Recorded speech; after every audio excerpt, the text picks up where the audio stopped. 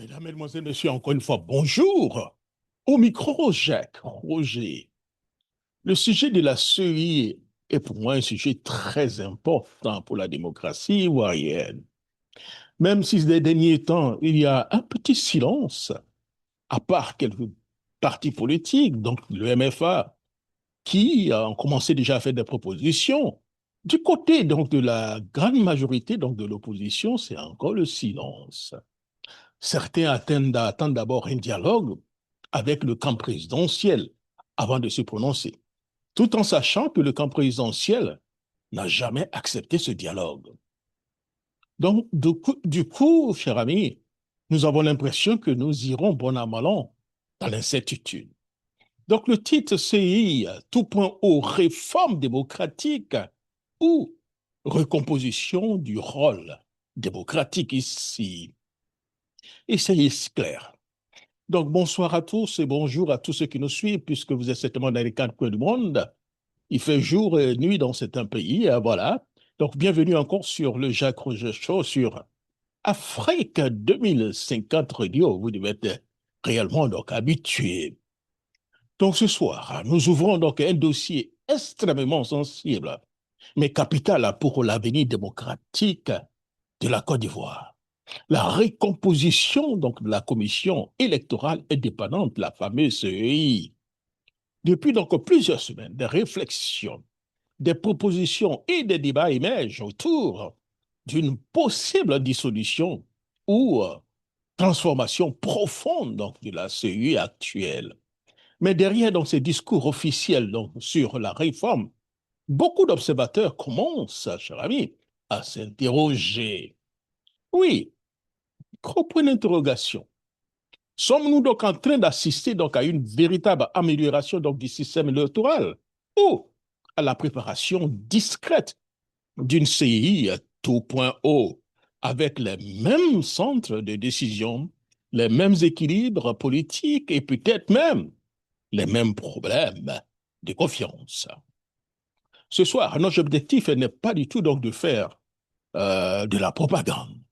Notre objectif est simple: éduquer, informer et pousser donc les Ivoiriens à la réflexion, à réfléchir. Parce qu'une démocratie solide repose d'abord sur la confiance dans les institutions électorales. Oui, la grande confiance.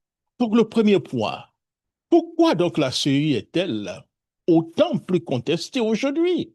Oui, depuis donc des années, cher ami, la CEI est accusée donc par une partie donc de l'opposition de manquer donc d'indépendance. Plusieurs critiques reviennent souvent. Une commission jugée déséquilibrée, la proximité supposée ou bien avérée avec le parti au pouvoir, la nomination donc de certains responsables, le rôle du ministère donc de l'Intérieur, les contentieux électoraux et surtout donc la question de la confiance populaire. Même lorsque donc les élections s'y déroulent techniquement correctement, beaucoup d'Ivoiriens ont parfois donc le sentiment que donc l'arbitre n'est pas totalement neutre, disons, n'est pas du tout neutre. Oui. Et dans un pays marqué donc par plusieurs crises électorales, la question donc de la confiance devient centrale ici. Oui, la grande confiance devient centrale. Cela donc va nous amener donc à parler de la dissolution de la CEI. Vraie rupture ou coup d'avance politique? Beaucoup donc de personnes célèbrent donc déjà la possibilité de dissolution, pour ne pas dire la dissolution de la CEI, comme une victoire démocratique. Mais attention ici, cher ami, cette dissolution politique ivoirienne, beaucoup estiment que donc M. Ouattara a souvent plusieurs donc longueurs donc d'avance sur ses adversaires, comme je l'avais parfaitement dit. Cette CEI aujourd'hui contestée est-elle contestée, était donc pourtant défendue hier avec force et par le pouvoir. Alors, question de logique. Pourquoi donc dissoudre brutalement donc un système qui vous avantage, si ce n'est pas donc pour préparer une autre chose encore plus avantageuse ou bien plus stratégique? La vraie question n'est donc pas seulement la disparition donc, de la CEI.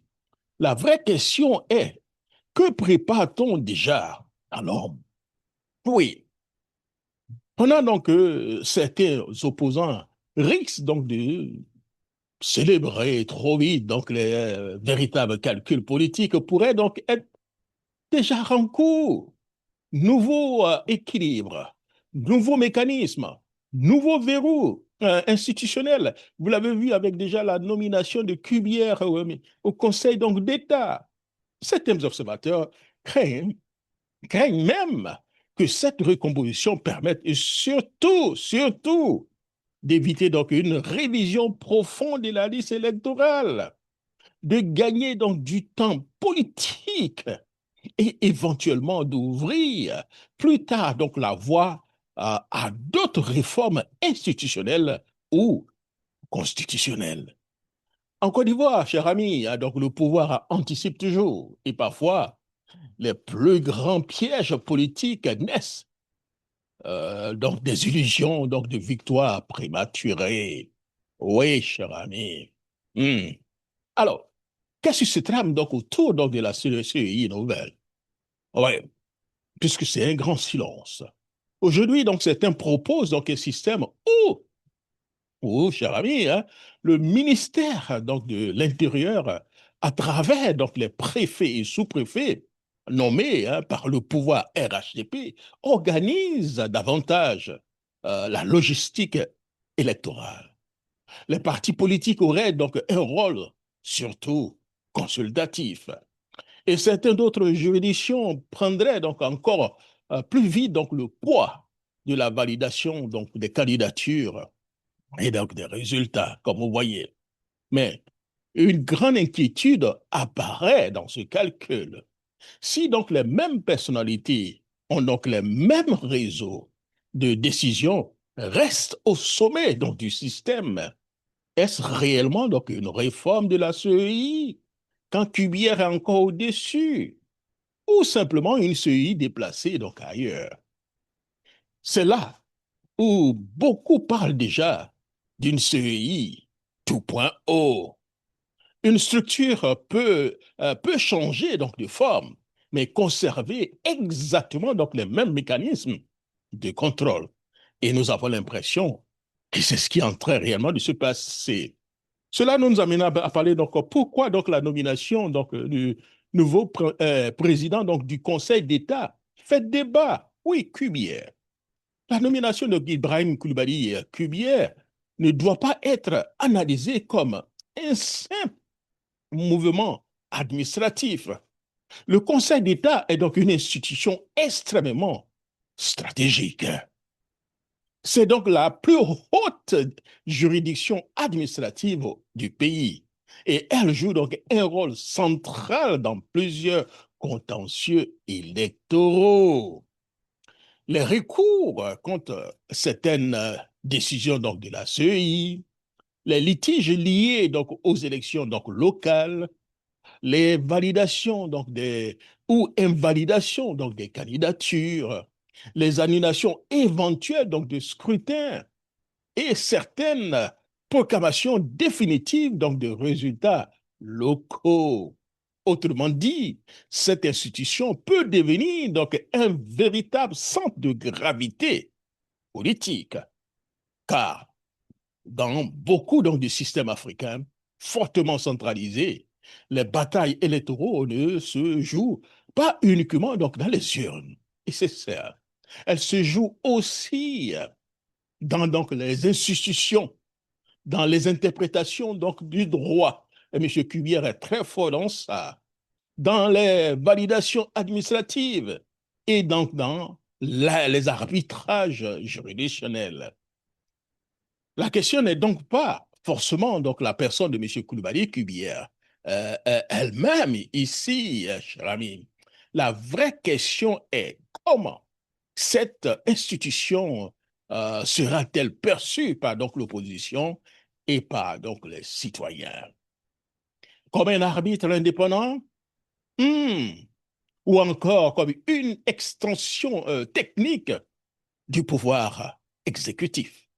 This is the question here. Cela nous appelle à parler, cher ami. Donc, le vrai problème, qui a donc le dernier mot ici? Dans toute démocratie, la question essentielle reste donc toujours, cher ami, qui valide donc les candidatures, qui proclame donc les résultats, qui tranche donc les recours ici, car celui qui possède donc ce pouvoir détient donc une énorme avance sur le processus électoral. Et c'est justement ce point qui inquiète donc certains acteurs politiques et membres de la société civile.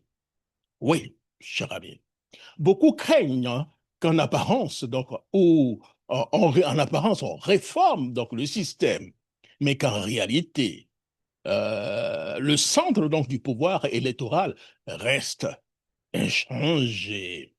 Alors, cher ami, cela nous amène à parler donc de quelle solution pour une vraie confiance ici, parce qu'on ne peut pas critiquer sans parler de solution. La Côte d'Ivoire a besoin donc d'un système, d'un mécanisme électoral qui inspire confiance à tous. Cela pourrait passer par, cher ami, hein, donc des personnalités réellement indépendantes, je pense qu'il y en a, des juristes reconnus, d'anciens doyens ou d'universités donc crédibles, des mécanismes donc de contrôle transparents, une publication claire donc des procédures et surtout un équilibre accepté par tous les acteurs. Parce qu'au final, une élection ne se résume pas donc dans les urnes. Une élection repose aussi sur donc la confiance et surtout la confiance, la transparence et l'acceptation des résultats. Oui, l'acceptation des résultats. Comme vous voyez, cher ami, le débat sur la CEI ne fait que commencer.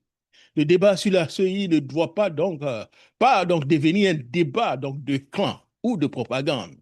C'est une question nationale.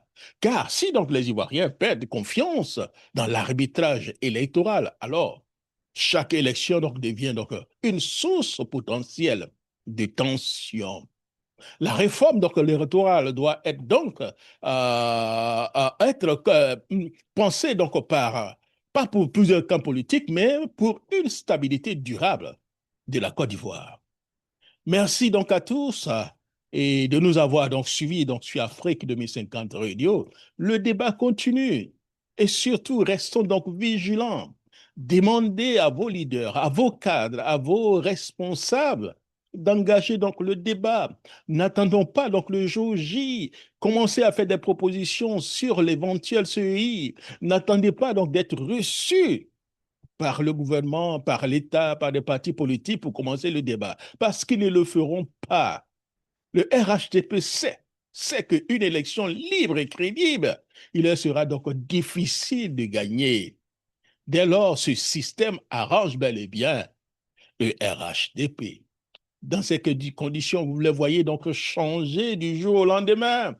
I don't really think so. Merci encore une fois et au revoir.